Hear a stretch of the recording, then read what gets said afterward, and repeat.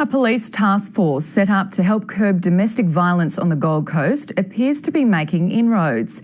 It started 6 months ago after the death of 2 women in public. Support agencies say the stronger alliance with police has saved the lives of potential victims every week. Christina Harrison reports. The Gold Coast is home to a high proportion of DV complaints in Queensland, and the numbers are rising. 2 of the more shocking examples of domestic and family violence played out in front of onlookers in September 2015. Just put his arm around her chest and shot her. There's a lady inside the car, but she's upside down with her legs through the steering wheel. Domestic gone wrong, I'd say, so he's trying to drive her off the road. Tara Brown and Karina Locke paid the ultimate price for their relationships with abusive men.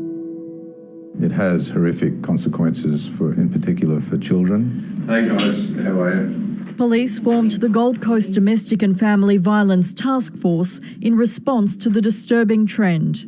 The organisation as a whole has had a massive shift.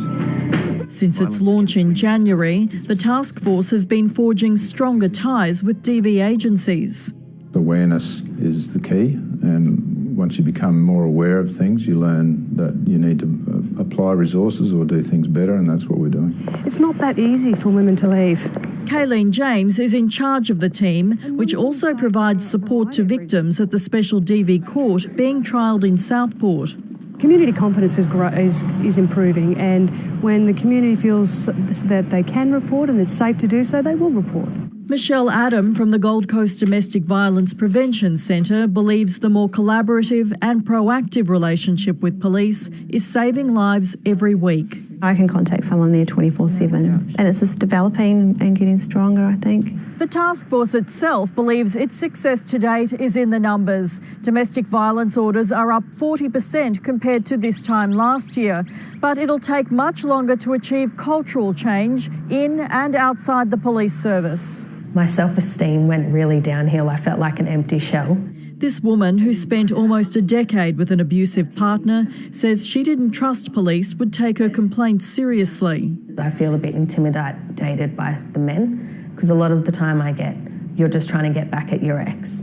They don't actually try and listen to your story first. There's no doubt we recognise that we're doing things a lot better now than what we did then. The task force regularly reviews DV reports. Welcome, fellas. Thanks for coming tonight. Organisations like Centrecare are working to break the cycle of abuse with behavioural change programs for DV offenders. What we're doing is opening people's thinking process, challenging their behaviours, getting them to think about why they do what they do. Success is gauged by their level of involvement and change in attitude. It's not just about changing the men, it's about changing the social attitude towards domestic violence. And that's the challenge, one the task force knows will require a strong commitment to the cause.